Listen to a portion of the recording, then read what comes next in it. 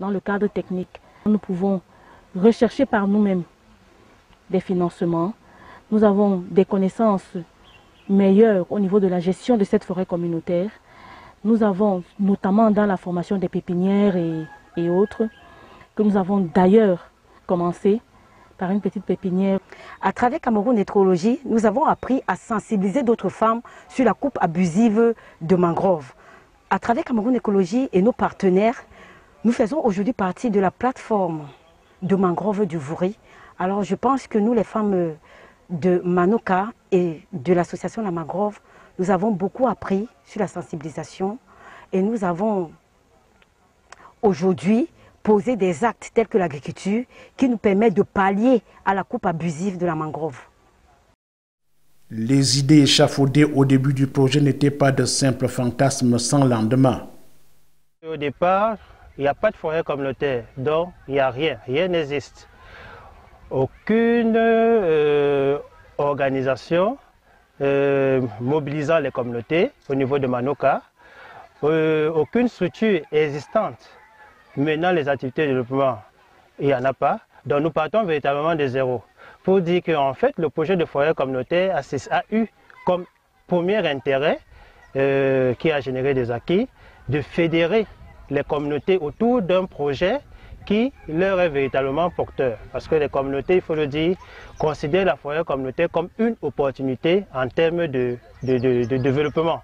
Et il n'y a pas meilleure chose que de voir que les populations elles-mêmes, sachant véritablement leurs besoins, s'unissent, se mettent ensemble pour pouvoir résoudre leurs différents besoins ou aux difficultés. Autour de cette fédération, il a naquit, n'est-ce pas, des liens qui se sont renforcés et par ailleurs aussi une entité juridique qui est née. Alors l'entité juridique qui a pour rôle de gérer la forêt communautaire a permis de mettre en place une certaine structuration au niveau de la communauté. Aujourd'hui, nous sommes attributaires de la forêt communautaire.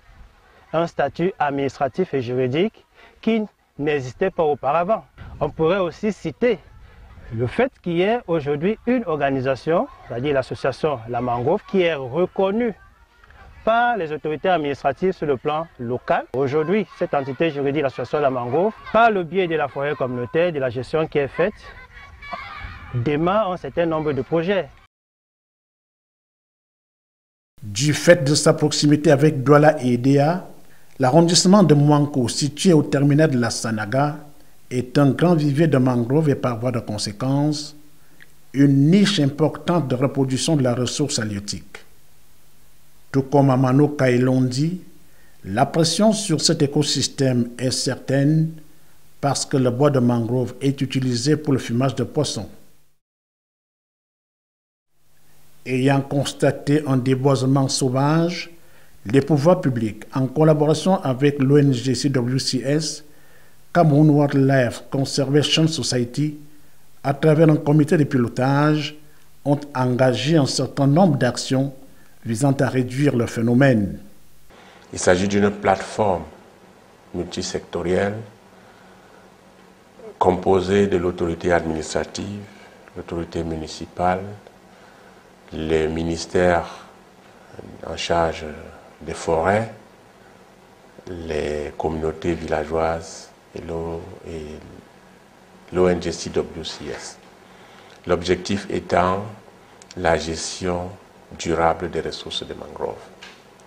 Un certain nombre d'actions sont menées sur le terrain, notamment la création et l'installation de comités de vigilance dans les différents villages à forte utilisation des mangroves, afin de permettre la gestion concertée et rationnelle des ressources des mangroves.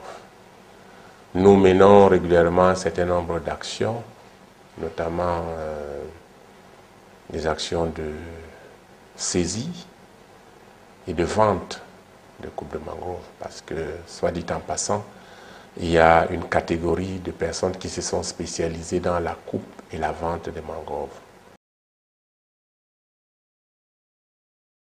En marge de l'appui aux communautés locales dans le cadre du reboisement, CWCS encadre les populations de Mouanko à d'autres alternatives à la coupe du bois de mangrove.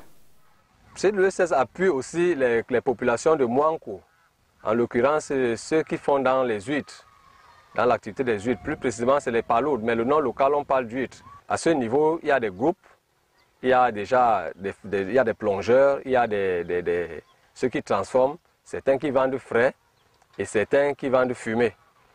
Il y a aussi la coquille qui n'est pas en reste, parce que après avoir extrait la chair, cette coquille est très demandée. Elle est prisée sur le marché de la fabrication de l'aliment pour bétail, surtout la volaille.